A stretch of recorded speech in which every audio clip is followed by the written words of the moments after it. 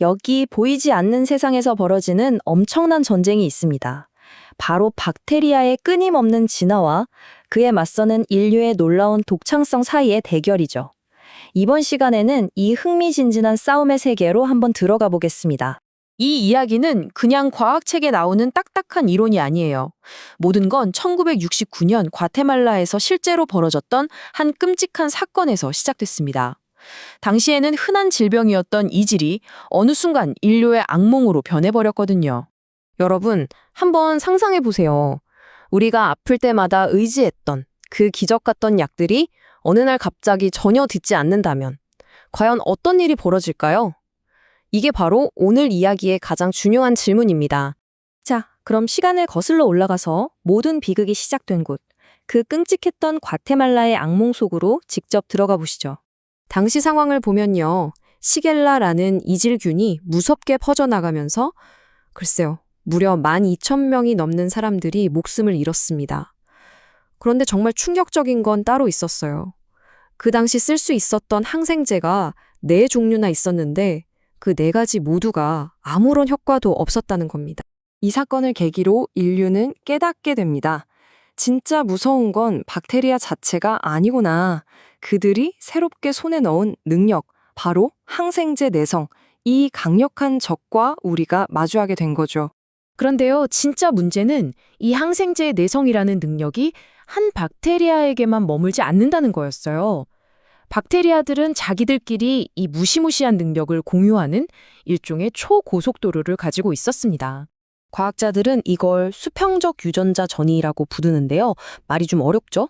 쉽게 말해 박테리아가 옆에 있는 친구 박테리아한테 야, 너도 이 능력 가져 하면서 유전 정보를 쓱 건네주는 거예요. 자손에게 물려주는 것과는 전혀 다른 방식이죠. 이걸 좀 더 쉽게 비유하자면 마치 박테리아 인터넷 같은 거예요. 항생제 내성 유전자는 일종의 파일이고 박테리아들은 이 파일을 서로에게 순식간에 다운로드 해주고 또 전송하는 거죠. 그럼 이 파일 공유는 어떻게 이루어질까요? 바로 접합이라는 아주 놀라운 과정을 통해서입니다. 이게 바로 박테리아 인터넷의 와이파이 같은 역할을 하는 건데요. 박테리아들이 물리적으로 딱 붙어서 유전 정보를 직접 주고받는 겁니다. 과정을 아주 간단하게 보면 이렇습니다. 먼저 한 박테리아가 다른 박테리아한테 선모라는 작은 다리를 쭉 뻗어서 연결해요. 그리고는 내성 유전자를 담고 있는 플라스미드라는 DNA 조각을 복사하죠. 그 다음엔 복사한 파일을 다리를 통해 슝 하고 보내주는 겁니다. 결과적으로 순식간에 두 박테리아 모두 항생제를 이겨내는 슈퍼박테리아가 되는 거죠. 자, 지금까지는 좀 암울한 이야기였죠? 이제부터 분위기를 확 바꿔보겠습니다. 이 엄청난 위협에 맞서서 인류가 얼마나 똑똑하고 기발하게 반격했는지 그 멋진 해결책을 한번 보시죠. 근데 여기서 진짜 기가 막힌 포인트가 있어요. 우리가 완전히 새로운 무언가를 발명한 게 아니라는 겁니다. 오히려 그러니까 박테리아가 가진 시스템을 역으로 이용하는 방법을 알아냈다는 거죠. 이야, 이거야말로 진짜 대단한 발상의 전환 아니겠어요? 그 반격의 첫 번째 도구가 바로 제한 효소입니다. 저는 이걸 분자 가위라고 부르고 싶어요.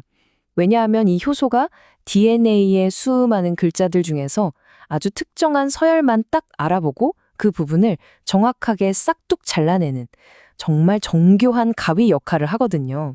과학자들은 이 분자 가위를 정말 영리하게 썼습니다. 먼저 박테리아가 유전자를 공유할 때 썼던 그 플라즈미드를 가위로 싹둑 잘라서 열어요.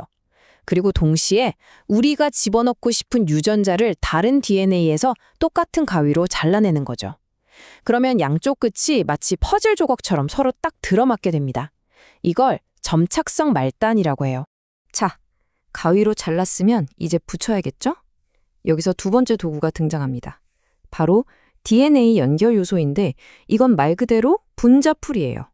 방금 잘라낸 유전자 조각을 플라스미드의 잘린 부분에 착 하고 완벽하게 붙여주는 역할을 하죠. 이렇게 자르고 붙이기를 거치면 마침내 재조합 DNA라는 놀라운 결과물이 탄생합니다. 이건 우리가 원하는 기능만 쏙쏙 골라 담은 말 그대로 맞춤형 유전 도구인 셈이죠. 생명의 가장 근본적인 원리를 역이용해서요. 좋습니다. 그럼 이 엄청난 기술이 실제로 우리 삶을 어떻게 바꾸었을까요? 한때는 적이었던 박테리아를 우리를 위한 생산 공장으로 만들어버린 아주 극적인 성공 사례를 한번 살펴보겠습니다. 바로 당뇨병 치료에 필수적인 인슐린 생산의 혁명입니다.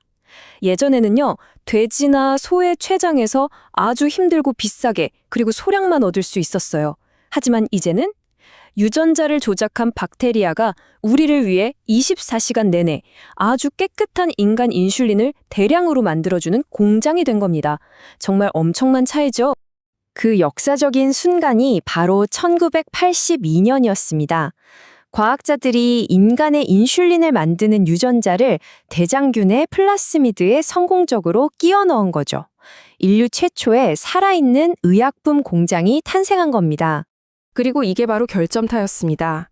이렇게 만들어진 휴몰린이라는 약은 인류 역사상 최초로 유전공학 기술을 이용해 상업적으로 판매된 의약품이 되었습니다. 과학이 역사의 한 페이지를 완전히 넘겨버린 순간이었죠. 자, 그럼 이 위대한 발견이 오늘날 우리에게 그리고 우리가 만들어갈 미래에 어떤 의미를 가지는지 생각해 보면서 이야기를 마무리해볼까 합니다. 이 흐름을 보세요. 1970년대에 분자 가위인 제한 요소가 발견되고 그 덕분에 82년에 휴몰린이 탄생했죠. 그리고 이 모든 것이 발판이 되어서 2010년대에는 훨씬 더 정교하고 강력한 크리스퍼 유전자 가위 같은 기술이 나올 수 있었던 겁니다. 모든 게 연결되어 있죠. 다시 말해서 박테리아를 우리 편으로 끌어들였던 그 DNA를 자르고 붙이는 기본 원리가 이제는 생명의 설계도, 즉 유전자 코드 그 자체를 직접 편집하는 시대를 열었다는 겁니다. 이 과학적 돌파구가 우리에게 준 힘은 정말 상상 이상이죠. 한번 생각해 보세요. 우리는 한때 인류를 위협했던 박테리아의 능력을 역으로 이용해서 살아있는 약국을 만들었습니다. 그렇다면 이 놀라운 기술로 우리는 다음엔 또 무엇을 만들어낼 수 있을까요? 아마 그 가능성은 정말 무한할 겁니다.